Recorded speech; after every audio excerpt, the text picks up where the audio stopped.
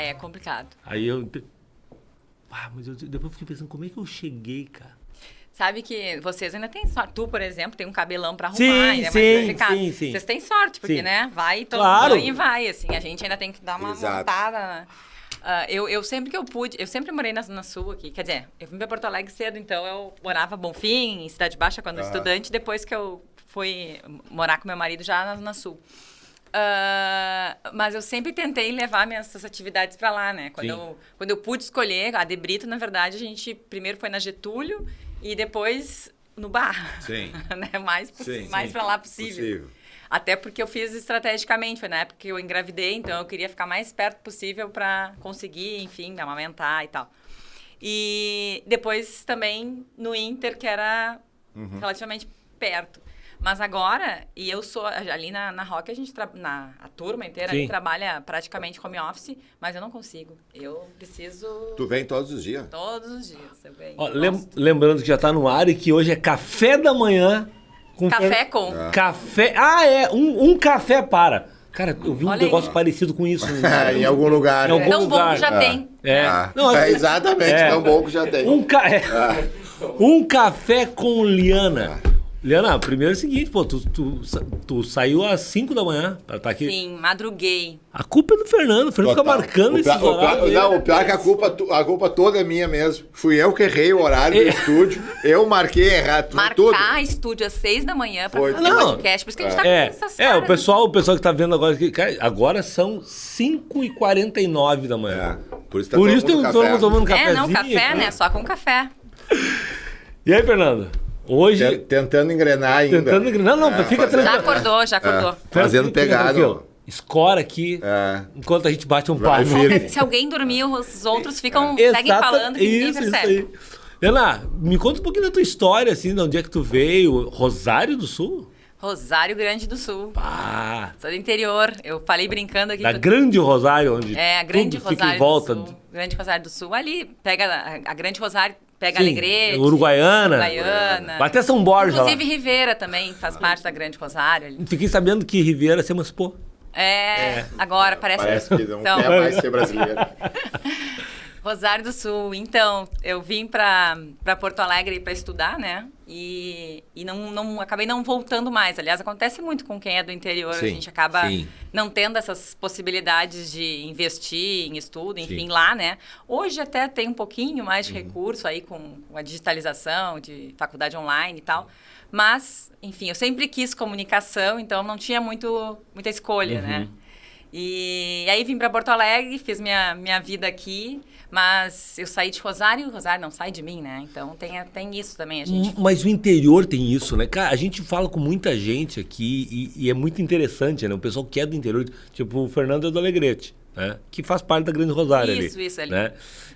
É uma cidade que deu certo. É uma cidade que deu certo. É um bairro que deu certo. É um bairro que deu certo. Não, mas assim, é muito interessante. Essa semana eu tava vendo um podcast com um médico lá de Rosário. Não é que é o nome? Cara, o cara tem 7 milhões. Tu não lembra o nome dele, mano? Sim. Urologista, isso, né? ele tem 7... Lemos. Fernando Lemos, isso aí. Ele tem 7 milhões, cara. Ele tem 7 milhões Todo mundo, aliás, o Brasil inteiro vai se consultar em Rosário com ele. Em Rosário, cara. Ele é especialista e é um cara fenomenal. Não, impressionante, né? E assim, eu achava que... Eu sabia que ele era de Rosário, mas eu achava que o consultório dele era em Porto Alegre, as coisas dele era aqui e tal. Não é lá. E essa semana eu vendo um podcast... Vem gente do mundo. Não, as pessoas conhecem. Hoje em dia, algumas pessoas conhecem o Rosário por causa do Fernando, que já tá tão... Sim, não, o cara acaba trazendo, assim... referência, uma referência, né? E aí, me chamou a atenção isso, quer dizer... Pô, o cara de Rosário tem uma mídia nacional e internacional, ele é uma sumidade no que ele faz, né? Mas ele não abandona ali... Rosário, o lugar agora, dele aí, e tal. aí que tu vê a força da rede social, né? Sim, cara. Porque, por exemplo, ele não teria escolha, né? Não. Se não fosse a possibilidade da internet. Ou ele teria que sair de Rosário para ter o sucesso que ele tem, né? Ou ele não teria o sucesso, porque moraria em Rosário, mas não teria o sucesso que ele tem, né? Ele, na verdade, a família ali é de médicos, enfim, e... São 11 médicos, né? Ele voltou, não sei exatamente... São 11 médicos, 10 ou 11? Ele voltou, né, pro interior, o pai dele já tinha clínica lá e tal, e foi criando, porque é o natural, né, quando vai fazendo sucesso, vai ganhando corpo, poderia ter saído de Rosário até para Santa Maria ou Porto Alegre, enfim, uma região maior. Mas não, né? Ele tem uma especialidade e essa especialidade, ele tem algumas coisas dentro da especialidade que são... Talvez ele seja um dos não só o mais reconhecido, mas um dos poucos que fazem isso. Determinado tratamento. E é legal, assim, a região adora, né? Porque claro, imagina. Reconhece a gente tá falando agora sobre isso aqui. Eu vi num podcast e agora a gente tá falando sobre isso. Mas então tu sai de Rosário, vem para Porto Alegre estudar publicidade. Vim para Porto Alegre, isso, fiz comunicação na PUC, daí eu depois segui, na verdade, nunca parei de estudar, né? Fiz comunicação, depois segui fazendo pós em marketing na SPM e a minha... esses dias eu vi o Dado falando aqui, inclusive. Isso. Que ele não é mais especialista, ele é estudioso. Isso. Eu vou adotar essa também. Não, é ótimo. Eu achei ótimo. É ótimo. Até porque é muito legal, né? Tu ter esse pensamento de educação continuada, assim, porque a gente também... Parece que a gente está sempre obsolescente, né? A gente aprende nessa área, na nossa área principalmente. Hoje em dia, em quase todas, mas a gente tem uma sensação de que a gente aprende essa semana que vem já está na verdade, não é só uma sensação, né? É que é mais do que isso, porque velocidade. Eu estava vendo um estudo, cara, eu não vou saber agora os períodos, assim, mas primeiro eram 8.000 anos, 800 anos, 80 anos, 8 dias, e agora estava em 8 horas. As grandes mudanças no mundo. É muito rápido. Cara, é muito louco isso, entendeu? Então, acho que a gente vai ser, né? Continuar sendo eternamente aprendizes aí. Mas, enfim, daí também sempre investi em coisas mais rápidas de formação. E na pandemia, eu tenho um perfil muito agitado, assim. A pandemia foi uma coisa difícil para mim, que estava comentando. Eu adoro trabalhar presencial, ver gente, enfim. Eu inventei de fazer uma pós, que eu amei, e aí eu pensei, eu vou fazer pós em quê? E resolvi fazer pós em neurociência.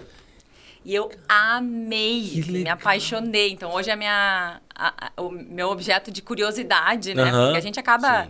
É um assunto complexo, não é simples, mas tem um realismo, assim, que a gente aplica no dia a dia. A gente que trabalha com pessoas, a gente que trabalha com o sentimento das pessoas, com a razão das pessoas de decidir, né? O pós é neurociência. Aliás, super indico. Pós em neurociência e consumo na PUC. É um pós, assim, para...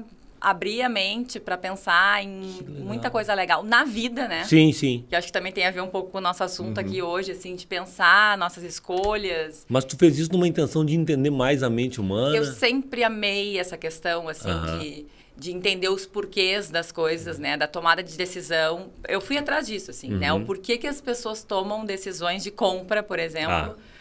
O que influencia, por que determinado comportamento faz sentido para algumas pessoas e não faz para outras. A gente vive aí hoje a gente tem exemplos, uma realidade de, por exemplo, Big Brother. O que faz sentido, o que pega nas pessoas, por que as pessoas gostam de determinado comportamento, determinado assunto. Então, assim, acho que para quem é comunicador, né, entender sobre pessoas, comportamento humano, acho que é muito importante. E aí eu fui atrás dessa pós, nossa, foi muito legal. E a PUC tem isso, né? Merchan, esse momento merchan. Bom, que me patrocina aí, ó. Nós somos PUCers. Eu também PUCers, eu sou filho da PUC, na real, né? Nós vamos ter que vender alguma coisa pra PUC. Porque todo mundo que vem aqui fala PUC. Todos os programas tem um momento PUC. PUC, vamos falar hoje à tarde.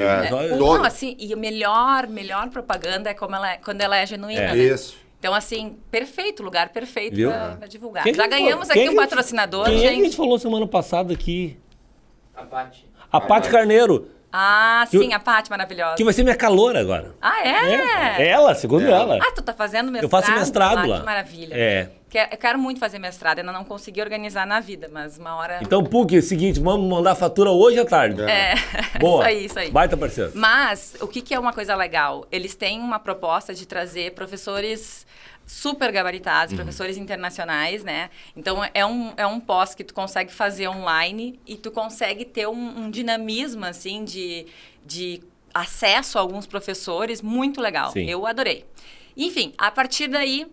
O céu está sendo o limite, assim. Eu vou atrás de outras coisas, de leitura de conhecimento, de videocast, de tudo que eu puder, assim, entender mais. Acaba sendo um lazer, porque é uma coisa que eu gosto, né? Não é uma coisa exatamente de aplicação imediata no trabalho, mas é uma coisa que eu curto, assim, de entender. Sou mãe, né? Então, para quem sabe que é complexo criar um filho... Muito complexo. Pais e mães aí... Entender um pouquinho também dos momentos do amadurecimento do cérebro, dos momentos, das fases que a gente tem que aí ter um cuidado maior, enfim, é uma loucura. Que legal. E aí, seguinte, tá, mas aí tu vem de Rosário, estuda aqui... Sim, fez daí formação, faculdade, e desde do momento zero eu já comecei a trabalhar, né? Então, eu vim de Rosário, eu tinha 16 anos, quando eu fiz vestibular. Eu acabei nem fazendo... Sou uma pessoa, assim, né, estratégica desde sempre, né? Eu já namorava o meu marido. Aliás, eu estou com meu marido. Eu sempre falo isso porque sou uma pessoa de relacionamentos sérios e duradouros, né? Eu tô com ele há 27 anos. Então, assim, tô mais tempo da vida com ele do que sem ele, né? Então, eu tô entre namoro e casamento, eu tô assim há 30 anos. Olha só. Viu? 25 de Olha casado. Aí, ó. Tu viu? É muito legal, Bom, porque a gente começou a namorar muito cedo. A gente viveu muito a final da adolescência. Vocês vieram junto para Porto Alegre? Não, ele é daqui. Ah, A família dele é de Rosário, eu conheci ele lá. E como a gente já namorava, minha mãe queria que eu fosse para Santa Maria. Mais perto. Não. Eu tinha 2 irmãs fazendo faculdade, com apartamento, Santa Maria, né? Só ir. Não. Tá louco? Comunicação, como é que eu vou fazer comunicação em Santa Maria? Não dá, não tem como, é impossível. Aí, na época, eu fiz vestibular em Santa Maria para Federal e aqui na PUC particular. Interesse da minha mãe, obviamente, era que eu passasse na Federal. Só que coincidia, na época a PUC era 5 dias de vestibular. E um dia coincidia, eu tinha que escolher ou uma ou outra. Mãe, tô saindo da escola pública, não vou conseguir passar no vestibular direto. Não. Vamos fazer... Aí a promessa foi assim, eu passo na PUC e começo a trabalhar. Para poder ajudar a pagar a faculdade. Não tinha como bancar a faculdade. E foi o que eu fiz. Vim morar em Porto Alegre, daí já... E desde o primeiro semestre já comecei a fazer estágio e fui, né? Aquela coisa de interiorana. Eu fiz vestibular na época pela manhã, porque eu pensava, como é que eu vou sair à noite em Porto Alegre? Nunca peguei um ônibus na vida em Porto Alegre para fazer o quê?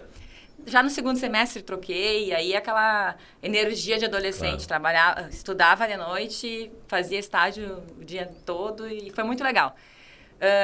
Passei por várias áreas, né, eu comecei a minha vida profissional, eu comecei trabalhando no primeiro estágio no IP, que eu trabalhava na área médica, e que era a área de CRM e tal, do IP. Foi meu primeiro estágio, lembro até hoje, R$150, minha primeira bolsa de estágio na época, né? E dali eu participei de um processo seletivo para Taurus. Olha só, 1000 anos. E eu trabalhei numa fábrica de armas fazendo comunicação. Olha como começa aí, né? E foi muito peculiar, assim, porque era uma indústria, né, com um produto muito característico, mas eu fazia comunicação interna lá. Então... também era meio que um desafio, porque o nosso maior objetivo era manter a equipe. Mas era na planta de São Leopoldo, não? Não, eu trabalhei também para São Leopoldo. Fiquei 2 anos na Taurus, como estágio. E eu trabalhava na Avenida do Forte. Tá. Enfim, aí eu comecei lá. Por que eu estou contando isso? Porque eu acho que também é quando a gente se depara cedo com algumas coisas que eram muito complexas. Assim, poxa, uma fábrica de armas. Para mim, eu caí de paraquedas lá num ambiente absolutamente masculino. Imagina uma menina, eu tinha 17 anos, numa fábrica. A gente tinha que usar jaleco para entrar na fábrica, por uma questão assim, até era curioso, porque, imagina, 1000 e poucos homens numa fábrica e as meninas estagiárias, né? Era uma coisa delicada, assim. Muito bom. E, enfim, então, acostumei muito rápido a me impor como profissional, a buscar o meu espaço, né? Não ser percebida como uma menininha ali naquele ambiente. E isso, na verdade, vai criando casca na gente, assim, né? Então, a gente vai desenvolvendo algumas habilidades. E aí, dali, passei por outros desafios. Eu nunca parei, assim, nunca tive algum tempo de intervalo. Sim, sempre engatou uma coisa na outra. Eu saí da Taurus, eu tinha sido convidada para ir para uma consultoria que era cliente da Taurus, eu fui para lá, uma consultoria de RH, aí fiquei um tempo lá, e aí eu me dei conta que eu não estava seguindo o que eu gostaria de fazer, que era trabalhar em agência. Isso que eu ia te perguntar, porque tava fugindo até pouco, então né? tu não estava... Fui para comunicação interna, depois eu fui para a área de indústria, aí eu trabalhei no grupo de Gicom, em Gravataí, então a minha vida era no meio de um parque industrial, saía às 6 da manhã, voltava às 8 da noite, né? Muito cedo na vida, então não era aquilo que eu queria. Sim. Eu disse, cara, eu preciso... Vamos dar um passo para trás aqui e entender o que a gente pode fazer. Foi aí que eu voltei para o universo de agência e na época eu pensei, cara, eu vou ter que começar... Já estava numa fase um pouco mais avançada do que começar de novo a experiência. Mas eu comecei numa agência pequena, na Vento, existe até hoje, da Giana Miller. Fiquei 1 ano com ela ali, aprendendo de tudo, né? Passei por todas as áreas, nós éramos acho que 8 pessoas. Então... Que ano era isso? Nossa... Eu trabalhei muito com a Vento. Por isso que eu atendi Frigelar, sim, né? A gente fazia o canal da Frigelar em 2013, eu acho. Foi muito legal, assim. A Diana é uma pessoa excelente, tem um carinho muito grande por ela até hoje. Me ensinou muita coisa e acho que isso foi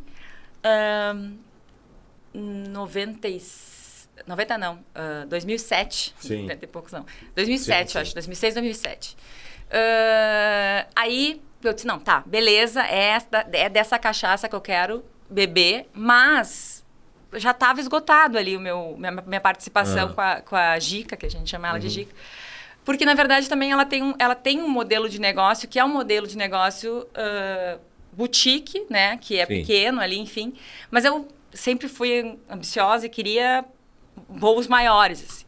E aí eu olhava para as agências aqui e dizia, cara, preciso de uma coisa diferente. Aí eu fui para São Paulo fazer um curso no final de semana e acabei conhecendo a Debrito lá em São Paulo.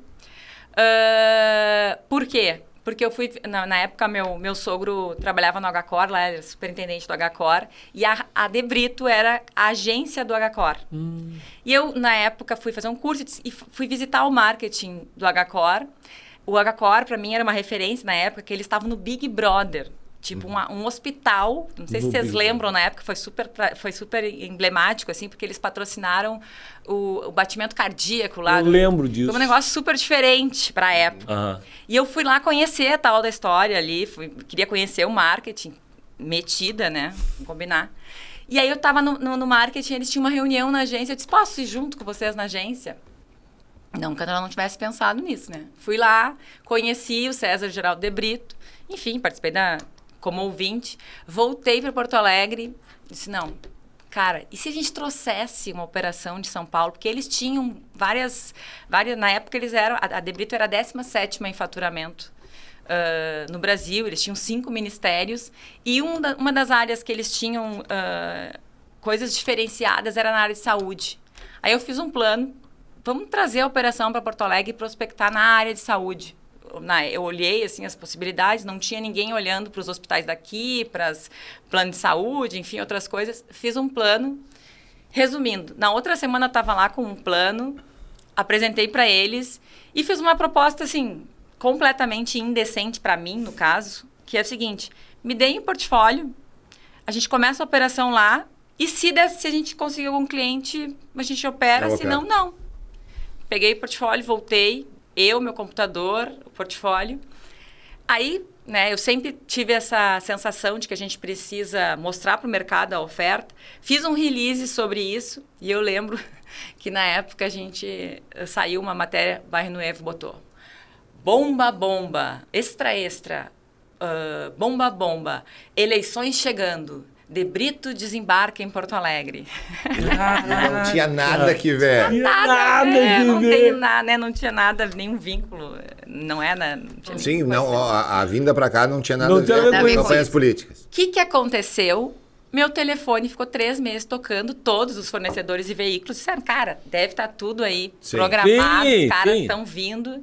E aí eu passei 3 meses conhecendo as pessoas, entendendo, né? Enfim. Foi uma abertura de porta também, né? Foi uma abertura de portas.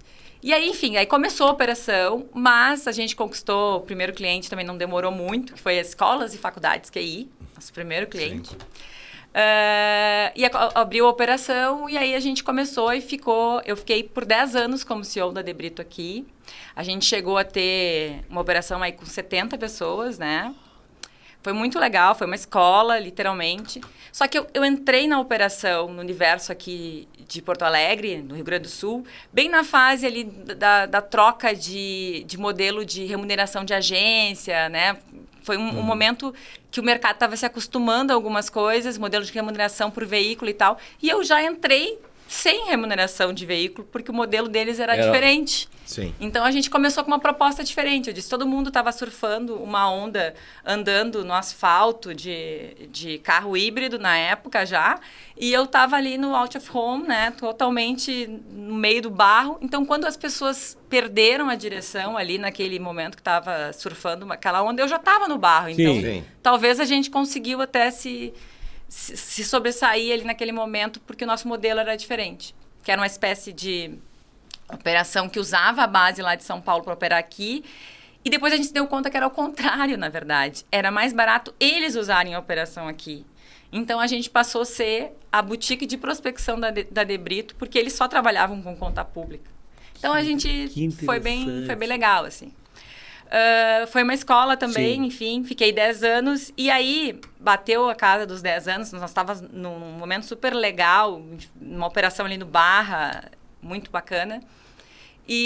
Mas, de novo, né, eu inquieta, depois de 10 anos, eu queria algo diferente, assim. E adoro, tenho uma relação até hoje com o César e com o Geraldo Debrito, adoro eles como pessoa, enfim. Mas o momento profissional da Debrito tinha outras ambições, assim, né? Outros caminhos. Não estava na mesma batida, assim.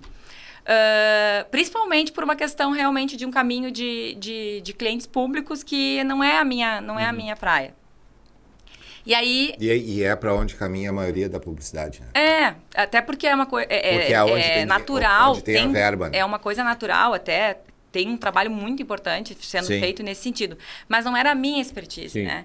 E a minha expertise também foi muito mais nessa questão, foi indo para essa questão de marca, de construir junto com a marca, ter uma relação mais próxima. Os nossos clientes aqui eram as relações muito minhas, assim, né? Enfim, da nossa operação aqui. E aí, eu resolvi que estava na hora de empreender, olha só. E aí, não era empreender 40 a mais ainda, mas era empreender. Se bem que eu sempre... Na verdade, eu sempre fui empreendedora. As pessoas confundem esse negócio de empreender, abrir um CNPJ. É isso. A gente sempre fala sobre isso aqui. sempre fala isso aqui. O teu processo de ter ido lá na Debrito, sentado, feito a proposta e tal... É um processo de empreendedor. De empreender. A Debrito, eu sempre me senti dona da Debrito. Como eu era executiva, mas para mim era o meu negócio, né? Sim. E, aliás, todas as frentes que eu vou é o meu negócio, no sentido da gente abraçar aquela causa, assim. Mas de tentar colocar uma proposta para a rua, né? O intraempreendedorismo é fundamental, assim. As pessoas que têm esse pensamento, elas fazem onde elas estão, né? É que a gente confunde muito a ideia do empresário e o empreendedor, né? Exatamente. E eu sempre falo que um empresário normalmente é um empreendedor. Mas um empreendedor não necessariamente tem que ser um empresário. Exatamente. Né? Então, um cara, por exemplo, que trabalha na causa social, por exemplo... Não, tu empreende no que tu estiver fazendo, né? E o intraempreendedor nunca foi tão importante ser intraempreendedor, né? Claro.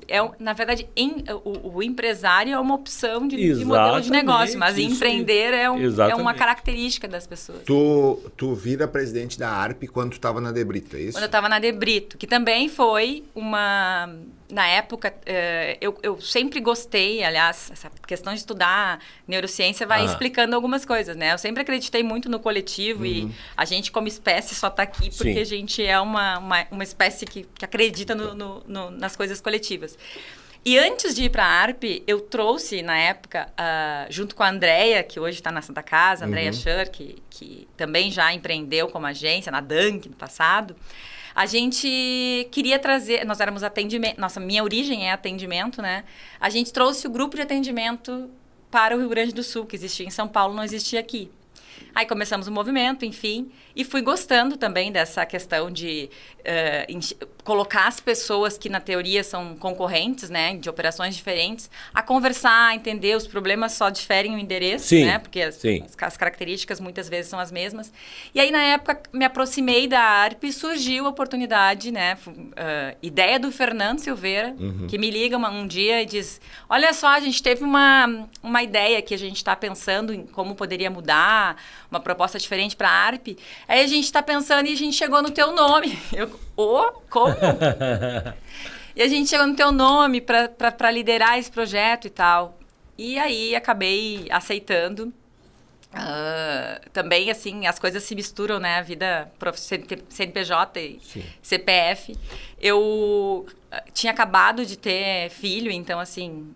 mais uma loucura, né, aceitar um projeto que exigia um terceiro turno, aí, uma dedicação extra além do trabalho. Mas foi deve ter sido uma experiência incrível. Experiência muito legal, muito legal. Conheci muita gente, abriu assim, minha visão de mercado. Na época, a gente fez um trabalho muito bacana com a ARP. A ARP, né, eu sempre gosto de lembrar, a Associação Rio Grandense, o nosso P de publicidade, na verdade, é um P de pessoas, né? E a gente fez todo esse trabalho de trazer a Associação Rio Grandense de publicidade por meio das pessoas. E na época a gente trouxe o marketing, que hoje está super presente na ARP, as marcas, né? Porque a gente tinha uma relação muito clientelista, assim, de deixar o cliente lá, e a ARP era muito mais dos veículos, produtoras, das agências, tinha uma coisa mais da parte ideológica da comunicação, assim. Mas, cara, quem que, na verdade, faz o mercado girar? As marcas. As marcas, né? Eu também não gosto desse nome anunciante. Sim, eu tive anunciante, parece que tu não anuncia, tu não é uma marca. Sim. Então, a gente trouxe as marcas, trouxe os profissionais de marketing, foi abrindo para tecnologia e a gente foi expandindo a ARP, né? Então, desde o início, o grupo que a gente começou, não eram mais só 4 diretores. A gente abriu diretorias, viramos em 9, depois em 20 pessoas. Então, a gente foi... coletivo mesmo. Foi abrindo para a coletividade da ARP. Olha, e onde é que entra o Inter daí na tua vida? Quando é que tu chega no Inter? O Inter nasceu na minha vida quando eu saí do hospital, na verdade. Meu pai entrou, assim, já com o Inter no meu coração. Foi ali que entrou o Inter na minha vida, né? Entendi. Mas, enfim, apesar de ser colorada, né? O Inter... Então, eu saí da De Brito e aí fui empreender, abri uma operação junto com o César Paz e o Cristiano Fragoso, que, na verdade, eu brinco com que o Cris, eu tinha um casamento pessoa física e um casamento pessoa jurídica na época, que era com ele. Ele trabalhou comigo na De Brito por 7 anos. A gente abriu um negócio, ficamos 2 anos também. Ele é publicitário também? Ele é publicitário também. Ele hoje está na Eixo, né? Continua lá com o César Paz, com a Greta.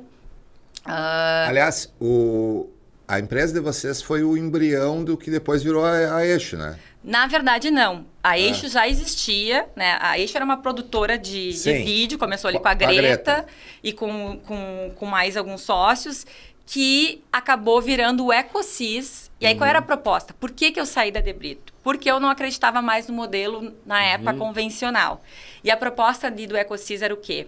Operações independentes, cada um com uma especialidade, que operavam em conjunto. Então, a Eixo, na época, ela atuava como produtora, né, de conteúdo. Nós entramos como especialidade de marca. E aí, a gente tinha a parte de tecnologia, a gente tinha a parte de... Era tudo separado. Tá. E nós formávamos um ecossistema. Todos nós, sócios do César Paz, né? Não entre nós, só do César. E foi um modelo muito legal, a gente operou, enfim, a gente começou um negócio muito interessante também, a parte de empreender na tranquilidade, né, gente? Assim, o que aconteceu? A gente empreendeu em setembro de... Quando foi a pandemia?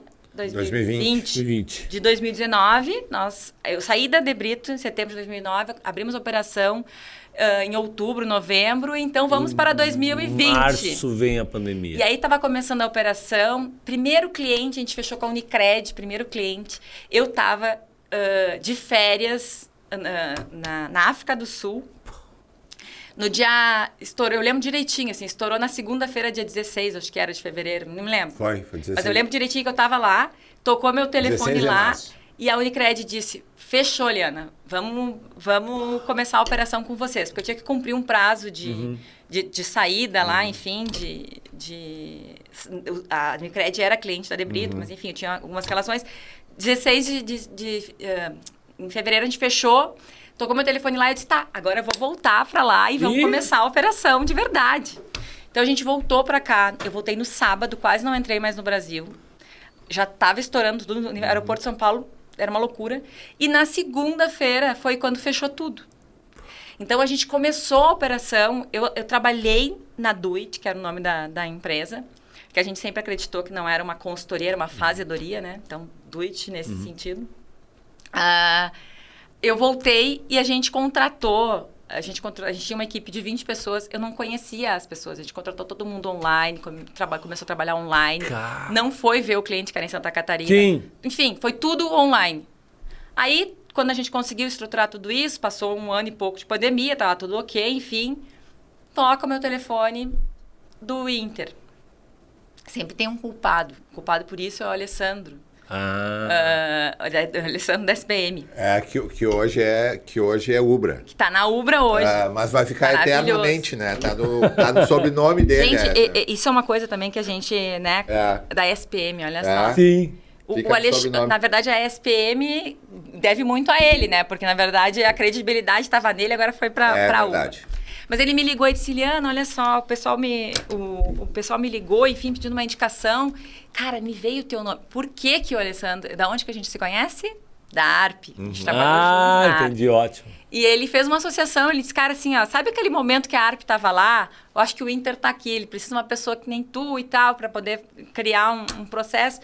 Eu te indiquei, fiz mal? E eu, meu Deus do céu, agora que eu tô aqui, vendo no meio...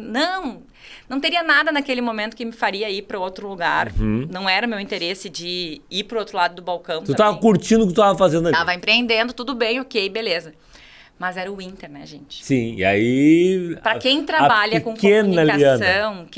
comunicação, sabe o quanto trabalhar num clube, seja ele qualquer, a força de uma marca, né? Claro. Eu sempre falo que é difícil a gente dimensionar a paixão das pessoas por aquela marca. Pode dizer que as pessoas são love branding, e a gente é também, de várias marcas, mas assim, não tem nada igual. É difícil tatuar. Eu adoro a Adidas, por exemplo, mais um merchan aqui.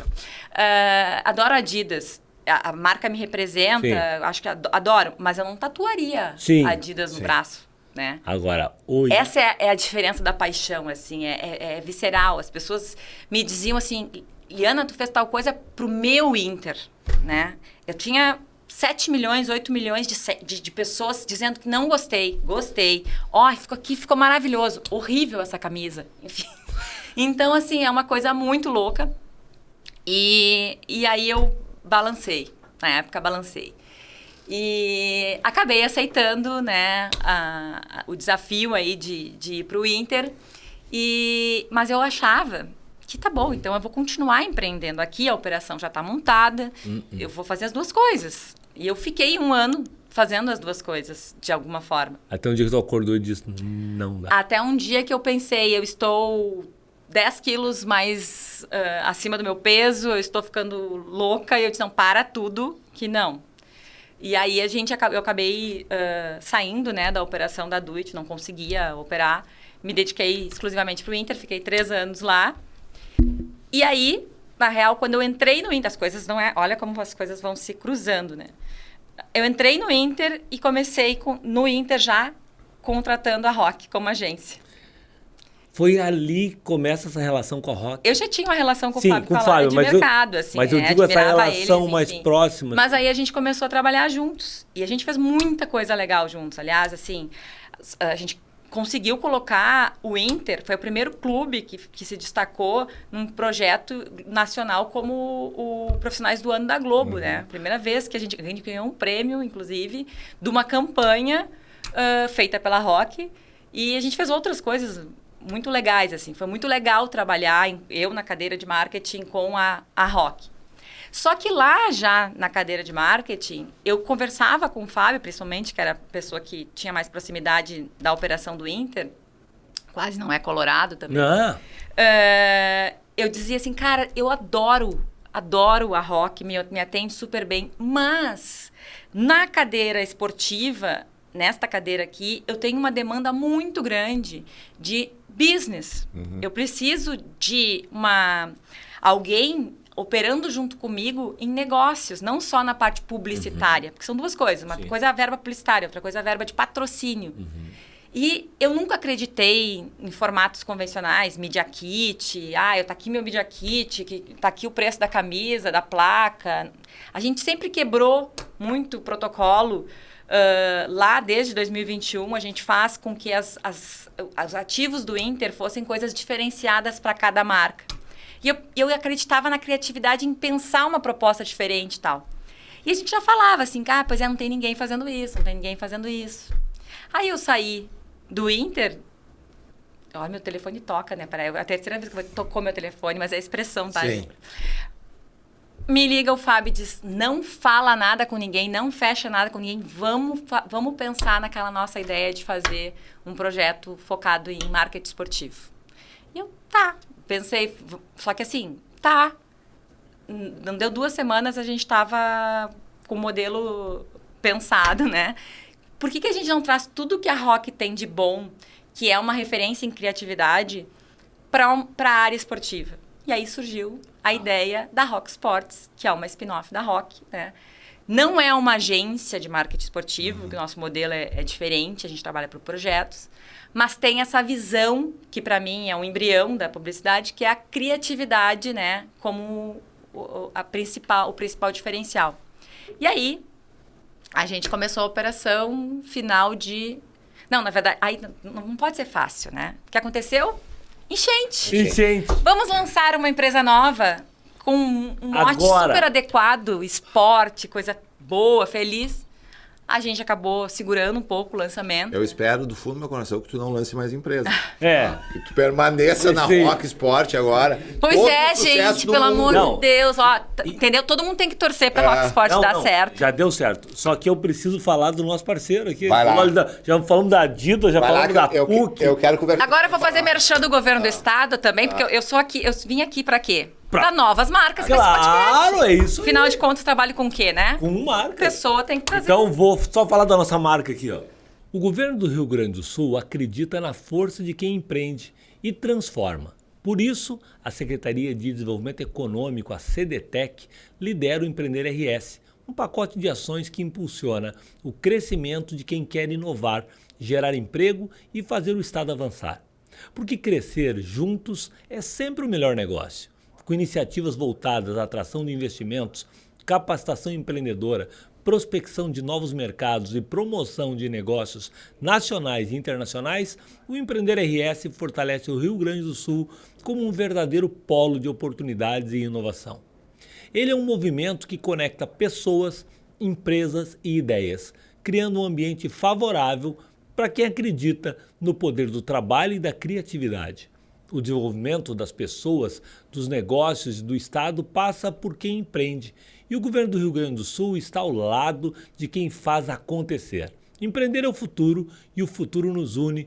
Governo do Rio Grande do Sul. Falei da marca, dessa super marca, governo do Estado do Rio Grande do Sul, nosso super parceiro. E agora falar aqui, Fernando. Olha aqui, Fernando. Agora tu me dá que eu vou fazer um merchan. Tá, só porque esse merchan não sou eu que vou fazer. Eu vou dar esse livro para a Liana, esse livro que se encontra nas boas e nas más casas do ramo, em todas. Todo mundo tem. Quem não tem já cobra, né, para ter, né? Exatamente. Pode aqui, ó, apontar a câmera do celular aqui para esse QR Code que tá aqui, tu tá vendo aqui. Vocês estão vendo, né? Sim. Aqui, tá vendo também? Tá aqui. Aponta para cá e aqui a gente bate um papo, conversa, sugestão e adquire o livro. E também informações sobre o nosso Summit Empreender 40+, edição 26, no dia 13 de maio, no Teatro do Bourbon Country. E eu te espero lá. Esse aqui é teu, Liana. Oba! Esse aqui é um baita presente, né? Para aquelas pessoas que dizem assim, putz, eu acho engraçado, né? Eu tava vindo para cá e pensando, o tema é 40+, né? É tão pouco 40, né? Vamos combinar, é tão pouco. A gente tem aí tanta coisa para fazer pela frente. Não vou abrir mais empresa, mas 40, é um baita presente pra gente dar pra amigo, assim, que tá naquela fase que parece que 40, 50 anos é... E tu sabe que eu acho uma delicadeza cada vez que uma pessoa me dá um livro. Eu acho uma adoro. delicadeza, sabe? E Quando a gente eu dá ganho de pensando, presente, assim, né? Eu adoro escolher livro pensando na pessoa, assim. Esse aqui é o livro que tu precisa nesse momento, né? Tu sabe que o nosso presente, cara, os presentes que eu acho mais legais é livros e flores, cara. Sim. Eu adoro receber flor, porque, cara, eu acho que flor ela quebra qualquer, deixa eu usar a palavra assim, ela quebra qualquer preconceito, ela quebra qualquer ideia de ter que ter um lugar para as coisas. Por exemplo, eu recebi um buquê de flores, eu acho maravilhoso, cara. Eu assim, até nas relações, eu tenho um conceito, assim, de presente que não é comprável, sabe? É isso. Tu vai escolher, às vezes, uma coisa que a pessoa gosta, enfim, mas é uma coisa que acaba tendo um preço, assim, né? Por exemplo, eu adoro vinho, mas a pessoa dá um vinho, tem uma certa relação, quanto vale esse vinho? Um livro, não. Flores, um abraço, é isso. né? É isso. É uma coisa que não tem preço, assim. E tu consegue sentir a energia daquela pessoa, o quanto ela tá dedicando. Exatamente. Dedicando Antes de a gente falar da Rock Sports, que tem dedicar um tempo bom pra gente falar disso, só queria lembrar uma coisa que tu falou agora do livro ali, né? Da questão dos 40 anos, né? E eu falo nesse livro, tu vai ver ali. Quando eu comecei a estudar e me aprontar para fazer o livro, eu achei um recorte de jornal que falava que uma idosa de 45 anos tinha sido atropelada em Porto Alegre. Isso na década de 60 e tal. Então, uma idosa de 45 anos acaba de ser atropelada no centro de Porto Alegre. E o cálculo que eu fiz foi um cálculo muito simples, né? Que um jovem começa, um homem ou uma mulher começa a produzir de fato aos 20 anos. 20 anos é uma idade média de produção, assim, né? Até os 40 a gente produziu 20. Dos 40 aos 80 a gente tem 40 anos de produção. E hoje 80 anos é um ano tranquilo de produção. Eu tenho vários amigos com 80, 81, 82 anos, cara produzindo bem. Então, na verdade, quando a gente chega em 40 anos, eu lembro dos meus 40, parece que a gente, e agora, cara, eu já tô com 40 anos. O que eu vou fazer? E a sociedade, de uma forma geral, esse preconceito etário, que é um preconceito silencioso, mas que existe, ele vai te levando para esse lugar do tipo assim, olha, tu não tem mais 20 anos, viu? Sim, e tal. Sim. E isso vai deixando a gente meio... E quando tu descobre que tu tem o dobro de produção do que tu produziu até ali, e de uma forma ainda muito mais interessante, porque... Aos 40, tu começou bem devagarinho, aos 20, a virar a roda, né? Mas com 40, tu tá sendo enviado, tu já tem toda uma bagagem, tu já criou toda uma história. É diferente, né? Tem uma relação com a vida diferente, né? A gente já errou bastante, já acertou bastante, então tem um repertório também. E aí o lance da Rock, que a gente estava falando... com 20 anos, tu não teria toda a bagagem, nem tu, nem o Fábio, nem a Lara, para vocês construírem tudo que vocês estão construindo agora. E não é pouca coisa, né? Com certeza. Durante toda a trajetória da tua vida que tu estava contando aí, eu acho que ficou muito claro essa questão, né? O Alessandro te indica para o Inter em função do teu trabalho que tu faz lá na ARP, né? Depois o Fábio te chama para vocês montarem um negócio porque ele convive contigo dentro do Beira-Rio, né? Essa construção de network, e quando a gente fala em network, e essa semana eu li um negócio sobre isso, eu acho que é bem importante, né? As pessoas têm a função do networking, porque eu vou no jantar para conhecer não sei quem e tal. E o cara dizendo, cara, isso não é network. Network é tu criar relação realmente quando tu convive com aquela pessoa, quando tu trabalha com aquela pessoa, porque é esse network. Ninguém vai te chamar porque te conheceu num jantar. O cara vai te chamar porque ele trabalhou contigo e viu como é que tu E funciona. te conhece, sabe como é que funciona. Né? E tudo tá somando, né? Eu brincava antes num conceito antigo, que já tá obsolescente, e agora vou atualizar o aplicativo. Eu dizia assim, não tem Ctrl+Z na vida, né? A gente tudo que a gente vai fazendo vai somando. Sim. Então, as experiências que as pessoas têm com a gente, positivas ou não, elas vão agregando a percepção que elas têm da gente. Agora, a minha nova versão na verdade, a nossa vida não é um grande algoritmo, né? A IA tá aí para isso. As nossas IAs, elas só projetam sobre a gente o que está ali dito, né? Nas redes. Isso. Então, assim, a percepção que a IA tem da gente, ou o que as pessoas têm da gente, é o que a gente vai cultivando e espalhando. Então, todos os pontos de contato que a gente tem, a gente vai criando a nossa referência, né, como pessoas primeiro e depois como profissionais. Sim. Então, acho que é um pouco isso. A gente, independente de onde a gente está, e a gente está nessas posições, hoje estamos aqui, mas é um saldo aí de tudo que a gente vai fazendo desde Rosário do Sul, lá, né? É a bagagem. É tudo. Então, quando a gente chega com 40 e também consegue olhar para trás, assim, e ver que, enfim, a gente fez coisas legais, a gente fez coisas que a gente poderia melhorar hoje, mas fez parte da vida, né? Faz parte da construção. Tudo faz parte de uma Os erros, construção. acertos. E aí poder olhar para frente também e pensar nos próximos 40, né? Claro. Coisas que eu não pensava no passado. Eu não pensava por exemplo, a questão de saúde, né? É uma questão que tu trabalhava horas e horas, enfim, e a saúde depois a gente vê. Isso. Hoje em dia, se a gente quer chegar bem produzindo aos 80, a gente precisa cuidar. parar agora, né? Pensar agora. Então, acho que essa também é um conhecimento que a gente adquire, que a vida bate, né? É uma outra lente. Apresenta pra outro gente. jeito de ver a vida também, né? Quando a gente vai perdendo também, né? No sentido da gente vai exercitando que a gente não é um corpo que pode tudo, né?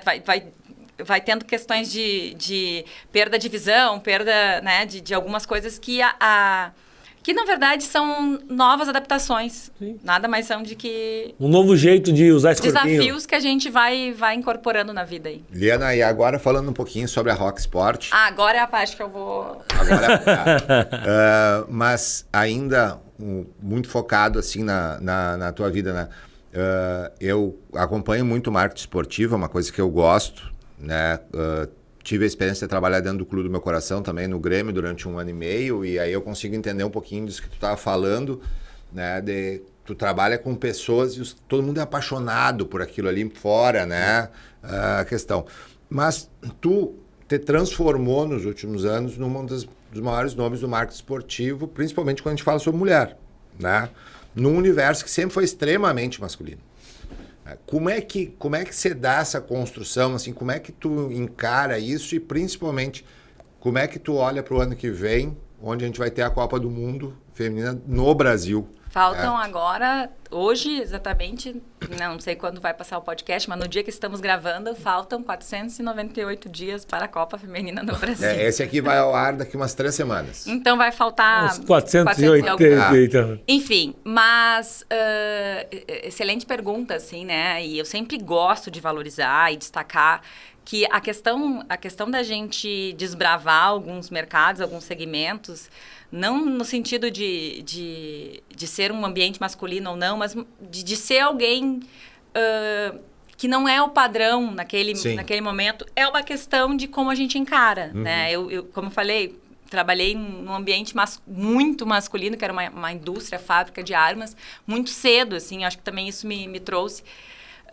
algumas percepções, assim, de... Primeiro que eu nunca levei isso como um problema, né? Sempre encarei, olha, é um fato e tá tudo certo. Tô aqui, certamente não estou aqui pelo gênero, assim, pela questão técnica. Mas é importante falar. Eu sempre gostei de colocar luz nisso. Na ARP, eu também fui a primeira mulher à frente da ARP, na presidência.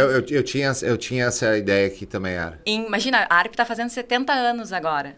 Na época, tinha 63, 4, e a primeira mulher. E por que isso acontece? Na verdade, e no Inter também, né? No Inter e no Brasil, né? Na verdade, a única mulher diretora de marketing de clube de futebol no Brasil, fui eu. Infelizmente ainda, né? Porque daqui a pouco a gente vai ter outras sério aí. Isso?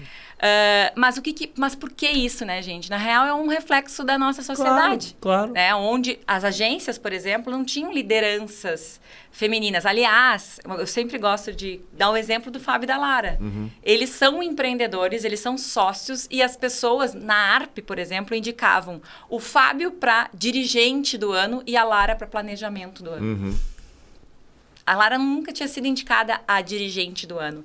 Até foi durante a minha gestão, foi bem emblemático. A Lara foi a primeira mulher a ser indicada a dirigente do ano. Hoje não é mais a única, né? Também a Paty Fraga recebeu o prêmio. Enfim, tem outra... Imagina, a Paty também aí, ó, como CEO do Grupo RBS, que também era uma tradicional liderança masculina. Enfim, o mundo evoluiu, aí a gente tem essas oportunidades. Mas no ambiente esportivo... é muito masculino, né? Eu transitava dentro de uma liderança, de um board ali, entre os executivos, nós éramos 6 executivos de mercado, que a proposta do Inter, inclusive, foi essa, né? Levar executivos de mercado para uma operação, para profissionalizar o clube. E mais os vice-presidentes eleitos, né? Enfim, o conselho de gestão eleito e mais os vice-presidentes, que eram mais 11 vice-presidentes. Então, nós éramos em torno aí de 20 pessoas e só eu como mulher nesse grupo. É natural, é estranho ter a presença de uma mulher. Mas o que é legal da estranheza, né, do diferente, do diverso? Que a gente tem um olhar também diferenciado sobre algumas coisas, né? E eu sempre tentei mostrar a questão técnica, a questão de resultado. Gente, vamos olhar para clube de futebol. Quanto % de uma torcida são mulheres? E aí, olhando para nosso recorte aqui, RS e Inter, a gente tem aí 8 milhões de torcedores em torno disso, tanto o Inter quanto o Grêmio. O Inter um pouco mais. Não posso perder a piada. Claro. Então, é uma piada. Realmente é uma piada, né? Tem que fazer. Tu viu que ela já falou do Alegrete, ela já falou do Grêmio, eu tô tá segurando. Tu tá bem, Fernando. Daqui a pouco eu tô me acordando ainda. Tu tá bem. Daqui a pouco eu volto. Tudo bem. Mas, enfim, as mulheres, na verdade, hoje, dentro de um quadro social do Inter, a gente tem 150 mil sócios, aliás...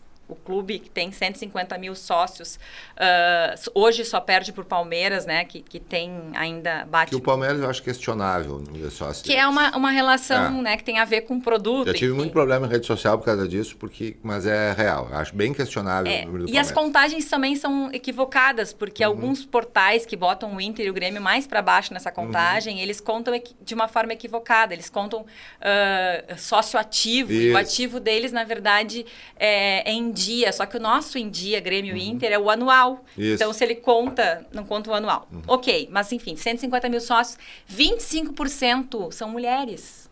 25% de quem paga a mensalidade regularmente são mulheres. Se a gente faz coisas não pensando nesses 25%, a gente está falando de 25% a menos de receita. Sim. Isso vale para sócios, vale para consumo, né? Eu tive uma relação mais próxima com a Adidas e brinco tanto em função disso, 3 anos, né? Sim. Adidas com o Inter. A Adidas, por exemplo, durante a minha gestão, foi a primeira vez que a Adidas teve um corte feminino para o futebol feminino. Até então, as meninas usavam os modelos masculinos, bermudas maiores, camisetas maiores, né? Não comportam a estrutura física.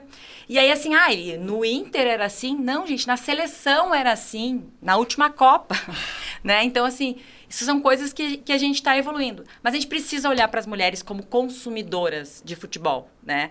E as pessoas dizem assim, outra coisa que também as pessoas falam, mulher é igual a futebol feminino. Não, as mulheres que gostam de futebol, elas gostam de futebol. Assim como os homens que gostam de futebol, eles gostam de futebol. Talvez não tenham ainda o hábito de gostar e assistir futebol feminino, porque a gente ficou atrasada no desenvolvimento do esporte por 40 anos. Sim. Então, assim, e agora é algo muito se novo. O futebol feminino for bom, quem gosta de futebol, gosta de futebol. Sim. E quem gosta de futebol, gosta de futebol masculino porque é bom, entendeu? Então, assim... Acho que a Copa, aí eu acho que é um legado importante, a Copa vai despertar... Também acho. O olhar de muitas pessoas que não acompanham, por exemplo, o futebol fora do Brasil, o talento de mulheres que têm por trás uma estrutura, né, que tem tem todo um preparo físico diferenciado. Na última Copa, a gente tinha situações da seleção brasileira, por exemplo, que a gente tinha meninas que jogavam no Brasil, que chegavam junto com as meninas que jogavam fora do Brasil, que a questão técnica, o preparo físico era extremamente diferente, porque elas viviam em mundos diferentes, né? Então, eu acho que a gente está aumentando. Mas aí vem a minha provocação para as marcas. A gente só vai conseguir acelerar, de fato, o desenvolvimento do futebol feminino se as marcas se comprometerem em não apoiar o futebol feminino. Não é doação, não é isso. A investir. A investir e perceber que o futebol feminino dá resultado. E não é lá na seleção ou agora, no momento de... vou patrocinar a seleção, vou patrocinar um campeonato, a Copa do Mundo, o brasileiro. Não, é na base, nos clubes. Também a gente fez, durante o meu período de Inter, a gente teve o primeiro patrocinador pagante das meninas, que até então era espelhado. Os patrocinadores não pagavam para o futebol. Tu entregava o futebol feminino, tipo, tá assim, tu fecha e eu ainda te dou o futebol feminino. Um chaveirinho aqui. Então, assim, acho que a gente tem muito a ser desenvolvido. Inclusive, a Rock Sport trabalha nisso. A gente vai lançar aí um projeto muito legal, focado no futebol feminino, convocando as marcas para isso. Ainda falando em Copa, acabamos de ter aí a Gal Barradas assumindo a gestão, a cadeira, a posição de marketing da FIFA no Brasil, da operação da FIFA no Brasil, que é um ganho gigante para a gente, né? A Gal, que vem com toda uma expertise publicitária de gestão e com esse olhar de fazer as coisas acontecerem, uma mulher nessa posição também, né? Que eu acho muito importante. Então, assim, tem muita coisa para acontecer, mas oportunidades de negócio são feitas normalmente porque tem diversidade. E aí a gente está falando de mulher, mas é qualquer diversidade. A gente precisa de diversidade. Pensamento diverso traz mais resultados. E aí não é mimimi, como alguns chamam, enfim, é resultado. Isso não é a Liana que está dizendo, isso é pesquisa, né? Porque é onde tu cria identificação, né, Liana? É onde eu me enxergo. E tu sabe que o futebol feminino, para mim, ele tem uma quase que uma incongruência, assim. Eu tenho duas causas na minha vida, que é a causa animal e a causa do combate à masculinidade tóxica, né? São as duas coisas que eu trabalho o tempo inteiro, estudo, leio e tal. E o futebol, como um todo, ele tem um processo que é muito interessante, que é o seguinte, se tu comparar a sociedade, na nossa sociedade em geral, versus o futebol em relação à mulher, o futebol ele evoluiu muito mais. Há 20 anos atrás, uma menina não ia sozinha no estádio. Nem precisa ser 20, né? Isso. Ela tinha medo de ir no estádio. Se ela ia com uma roupa super fechada. E ela não ia nem... Até acompanhada era difícil. Não, e hoje tu vai pro estádio, tu vê uma menina vai de shorts, vai com a camiseta que tu tava falando, com o corte feminino. Esse ano, aliás, mais merchans aqui. Vamos lá. Agora, o Inter, pela primeira vez, tem um cropped. O que é cropped para... Quem não sabe, uma camiseta de time menor, curtinha. A oficial, não é? Essa a gente também era uma coisa que a gente gostaria de ter colocado antes, né, no mercado. Gente, as mulheres não gostam de... Quer dizer, existem modelos, né? Mas eu quero ter uma opção quando eu quiser. A roupa que eu gosto de vestir. Estilo de roupa que eu gosto.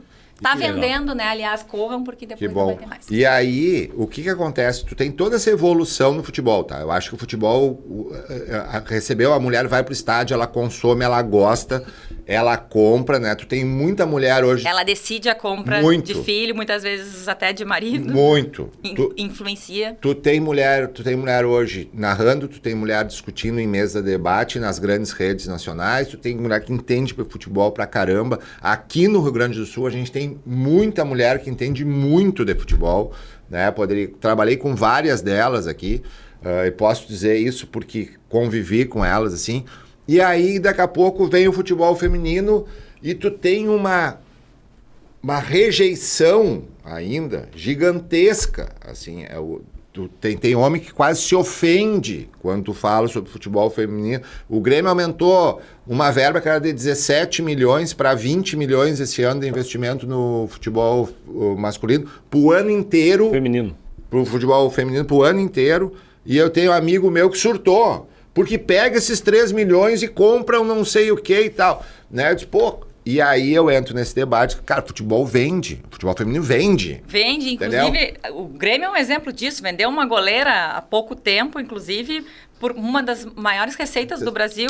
Exato. E na pior das hipóteses, tu tem que fazer uma conta que é o seguinte, na pior das hipóteses, se o futebol do Grêmio está numa semifinal da Copa do Brasil feminina, tu tá na Globo. É a marca do Grêmio que tá na Globo. Sem dizer isso, né? No mínimo. O valor da marca. Exato, no mínimo. Né? Tá, isso... não, só para eu concluir. É que o nosso diretor já começou. Aí tu tem tudo isso e tu tem ao mesmo tempo tu ainda continua tendo esse processo gigante assim, né? Como é que tu acha que as marcas podem ajudar a desconstruir isso, né? Como é que entra, vamos dizer, uma Rock para conseguir entender esse processo e ajudar a desconstruir todo esse preconceito que existe ainda sobre o futebol feminino? Percebendo o futebol feminino como oportunidade de relação com a torcida e não como visibilidade. Eu sempre digo, se a marca quer visibilidade, tem N outras formas de comprar mídia para visibilidade. Óbvio que o futebol feminino e masculino tem visibilidade. Não, a gente não está falando disso, né? Tá cada vez mais, né? Tá aberto ainda para não só para TV aberta, mas para outras possibilidades. Mas a questão de relação com as marcas é criar coisas criativas, coisas que sejam muito além do patrocínio. Então, assim, por exemplo, né? Até no próprio Inter, a gente teve o primeiro patrocinador, que foi na época a Estrela Bet. O que a gente criou na época? Uma campanha onde a Estrela Bet foi a primeira marca a não espelhar, né, no Grêmio e no Inter, que a gente teve bets diferentes, e ela entrou dizendo que ela era torcedora do Internacional, se posicionando, né, não era patrocinadora, era torcedora do Internacional, e a gente fez uma campanha que era o seguinte, 5% das apostas seriam destinadas para o futebol feminino. Ela entrou engajando, né, tendo um benefício real, concreto para lá. Em 15 dias, 20 dias, a gente conseguiu arrecadar o valor do ano de transmissão do futebol feminino, que a gente não transmitia o futebol feminino até então. Então, assim, é uma coisa que tu joga para a torcida, tu divide com a torcida uma corresponsabilidade que ela vai consumir o teu produto e tu vai devolver. Tu vai devolver isso para o clube. Então, assim, quanto gerou de engajamento, de buzz, de tudo nessa campanha? Se eu tivesse simplesmente patrocinado, colocado a minha marca lá na camisa, não ia ter essa mesma representatividade. Então, tem formas criativas de fazer esses investimentos, né? De entrar na conversa. Outra coisa, gente, a gente fala tanto de engajamento de influenciadores. As jogadoras, elas têm 100, 200, 300 mil seguidores cada uma delas. Elas... Também. Na verdade, os maiores influencers do mundo, na verdade, são jogadores, né? A gente tá aí, Cristiano Ronaldo, enfim. Neymar. Mas não é em número. Elas, além de terem números de seguidores interessantes, né? Não são absurdos como o masculino, mas elas são engajadas. Tu faz pro feminino, vem toda a comunidade do futebol. Então, marcas, tem um universo aqui maravilhoso. Outra, as meninas, normalmente, os clubes não pagam direito de imagem para as meninas, diferente dos homens. Então, tá cheio de oportunidade no futebol feminino. Sim, porque elas podem trabalhar a imagem delas junto à marca de forma mais livre. Nas suas redes sociais, né? Quando tu coloca um batom na Marta, o que ela jogar com um batom, o que isso representa para a marca, né? Então, assim, tá cheio de oportunidades e, inclusive, a Rock Sports tem um dos nossos objetivos é esse, né? Mostrar essa conexão de esporte como plataforma para as marcas. E tá caindo de maduro. Para quem não percebeu ainda, tá atrasado. Sim. Mas dá tempo. Agora é o seguinte, ó. Não, é que a gente não pode terminar o nosso papo aqui sem falar de um case de muito sucesso. Quer dizer, tem vários da Rock Sport, mas esse que é o Brazuca. A Brazuca foi muito legal. É um diferencial. É um diferencial. Eu queria que tu falasse um pouquinho sobre como é que surgiu a ideia, o que aconteceu, o que vem por aí. Qual é a nossa proposta enquanto business, né? O que é nossa intenção com o mercado? A gente gostaria de levar alternativas de esporte que não necessariamente sejam as coisas convencionais que existem. A Brazuca, ela é o que a gente chama de sportainment, né? Esporte com entretenimento. Sim. Que não é nenhuma novidade, na verdade, a NBA já faz isso há muito tempo, a gente teve há pouco agora aí... Sim. A NFL. A NFL que é... Que parou, né? que- Parou o mundo, Eu ia literalmente. falar, parou o mundo, não? E tem os maiores bolos aí de verba publicitária disputados no Super Bowl. Mas a gente trouxe isso partindo do princípio assim... A gente teve uma grande novidade, que foi a Kings League, que trouxe esse modelo, né, de futsal, futebol 7, com entretenimento, mas era num modelo... esse modelo da Kings League foi criado pelo Piquet, né, na Europa, e até chegou no Brasil, mas veio com um modelo muito gringo de ser. A gente, quando pensou no modelo, a gente até bebeu referências, né, de NFL, Kings League e tantas outras possibilidades que a gente tem de entretenimento no esporte, mas a gente quis criar uma coisa com o nosso DNA. Não é à toa que é Brazuca. A gente queria fazer uma coisa com um jeitinho brasileiro de ser, né? Então, a gente criou, é um projeto autoral proprietário da Rock Sports, que a gente fez em conjunto com a 4D, né? Com o Sobs, que a ideia foi misturar entretenimento nas regras da competição, no formato. Tudo que a marca quer fazer no esporte, que às vezes não pode por impedimento da federação, do clube, do estádio, enfim... Nós podemos. Aqui pode. Então, a gente literalmente colocou as marcas no centro. A gente vai mudar a regra do jogo, se for preciso, para fazer uma ativação de marca. E vai funcionar, e vai ser legal, e vai ser bom para todo mundo. E foi muito legal. A gente teve... Os números são impressionantes. A gente teve, Fábio 13 milhões de acessos em 3 dias. Pensou, cara? Batendo aí numa comunidade de jovens, né, de 15 a 35 anos, que é uma geração que o futebol tem dificuldade de acessar, porque é uma geração que ela não tem uma fidelidade com o clube local. Meu filho, ele gosta de jogadores. O jogador vai para cá, ele vai junto, né? Então, assim, apesar de ser colorado, né? Porque mas agora eles são muito colorado, incentivado. Mas agora eles são colorados gremistas e também são... Mas ele vai pro estádio, 15 minutos ele tá aqui, ó. O que mais que a gente vai fazer? Porque é outra cultura. Sim. Então, o entretenimento ali o tempo inteiro muda a dinâmica, né? Então, foi um processo muito legal. Então, é um case de sucesso a Brazuca, foi muito legal desenvolver. Os times, eles são de propriedade da Brazuca, então é um modelo diferente. Essas comunidades dos times foram pensadas em estilos de pessoas, enfim, para a próxima edição elas continuam, né? Se a gente fizer, agora, por exemplo, a gente teve a edição RS, Porto Alegre. Se a gente for para Minas, a gente vai buscar influenciadores que vão liderar esses times, esses mesmos times lá. Então, assim, com coisas que foram muito legais, por exemplo, a gente fez o nosso gramado, que eu costumo brincar carinhosamente, chamar de barro sintético, porque a gente trouxe isso, né? A gente trouxe a característica do barrão, né? Terrão. Do terrão, assim, do futebol raiz brasileiro. E a gente, além disso, a gente criou uma camadinha de terra no gramado sintético que criou o efeito de chutar e realmente sair terra, assim. Sim. Cara, foi muito legal, foi uma experiência muito bacana. E deste mesmo modelo, tem outros projetos que vêm aí. Spoiler. Gostamos disso. A gente não falou sobre ele ainda, mas eu vou falar. Um projeto que vem aí para caminhar ao lado desse nosso movimento de brasilidade que a gente está vivendo com as 2 Copas, né? Então, o Brasil nunca teve tão na moda. A gente está com um movimento aí de Brasil Core, a gente tá o nosso cinema explodindo. Apesar de ser um ano eleitoral e a gente ter algumas questões que acabam fazendo com que as pessoas se segurem um pouco nas questões de manifestações, a brasilidade é uma coisa que a Copa, por exemplo, ela tem as suas limitações para as marcas trabalharem, né? Ou tu é patrocinador oficial, ou tu não fala sobre a Copa, né? Por limitações.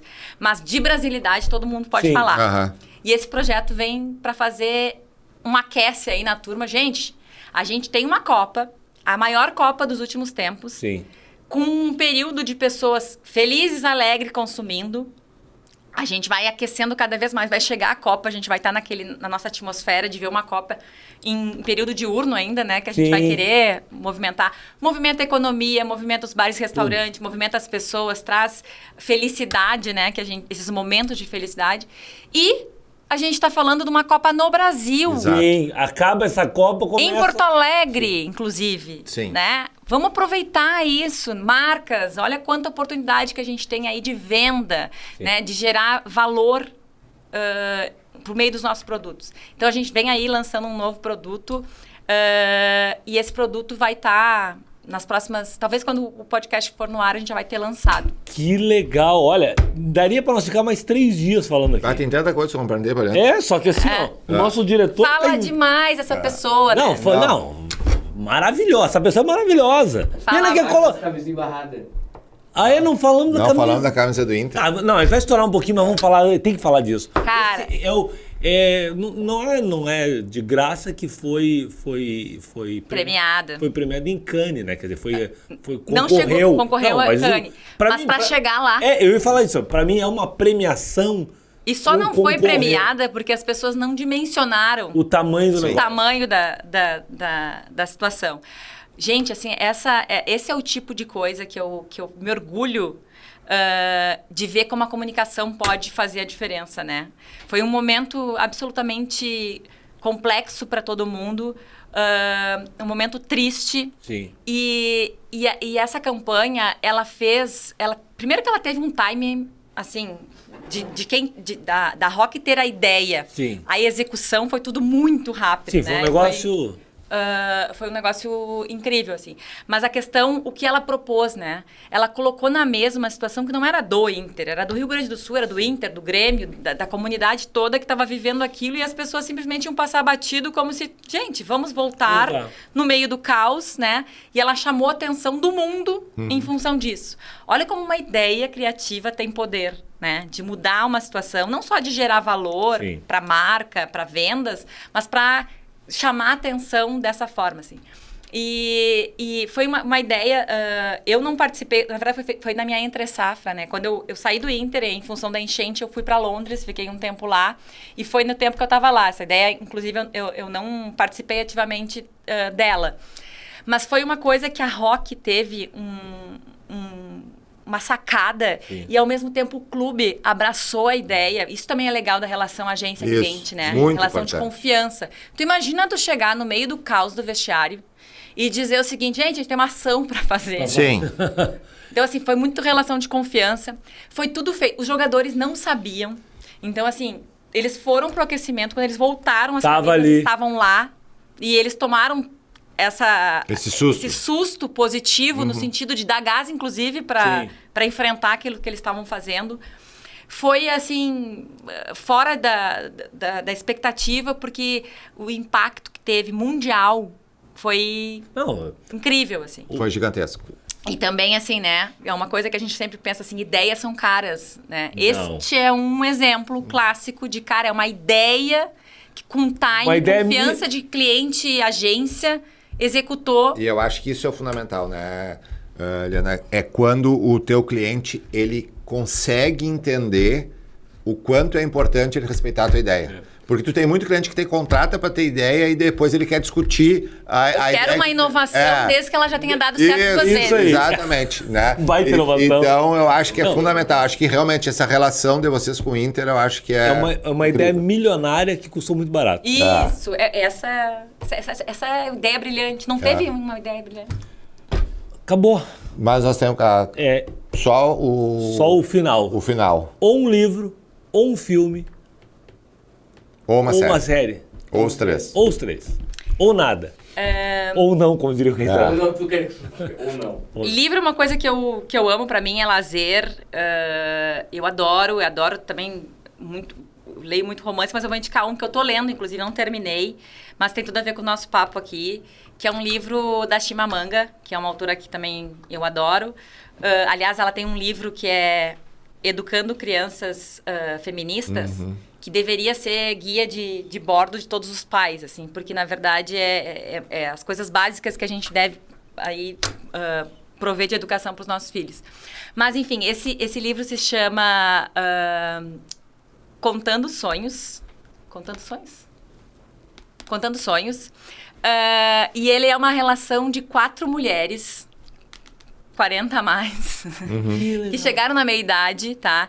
Ela contando a perspectiva dela, de 2 amigas e da funcionária dela, né? As relações os sonhos que elas já tiveram, como a vida delas aconteceu, enfim. E ela fala sobre o que é felicidade, o que a gente deve repensar. Fala muita coisa que a gente tem vontade de falar e muitas vezes não fala. É um momento bem legal, assim, pra gente refletir, né, sobre nosso momento que a gente vive aí de idade mais madura. E faz essas comparações, assim, né? Porque a gente às vezes pensa que vai para um caminho e aí tu deseja o que outra pessoa tem e não vê a perspectiva da outra pessoa. Bem interessante. Muito bom. Contando Sonhos. E série, também, uma série que eu tô devorando agora, que é The Pitt, que é uma série... Eu não assisti ainda, mas tá todo mundo falando. Cara, é muito legal. Ela te prende muito, assim. E acho que também dá pra fazer uma analogia aí com o empreendedorismo, claro, guardadas as proporções. É uma emergência médica, né, em Pittsburgh.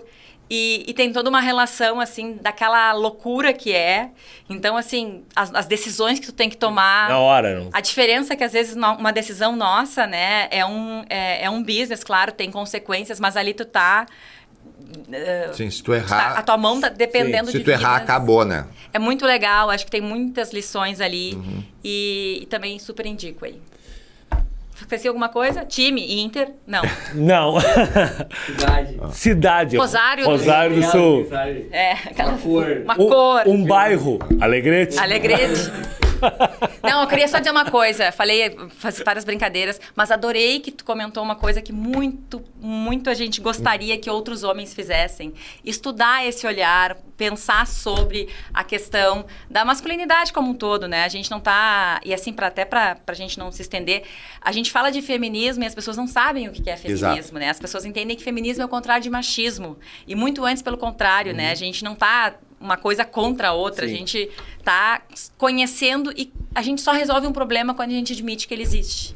Então, que bom que existem homens também pensando sobre como a gente pode aí... Eu tenho um texto meu que eu falo sobre isso e eu termino o texto dizendo assim, o feminismo vai salvar o mundo, inclusive nós homens. Com essa frase... Maravilhoso! Com essa frase, encerramos o nosso papo. Obrigada. Valeu. Obrigada pelo convite.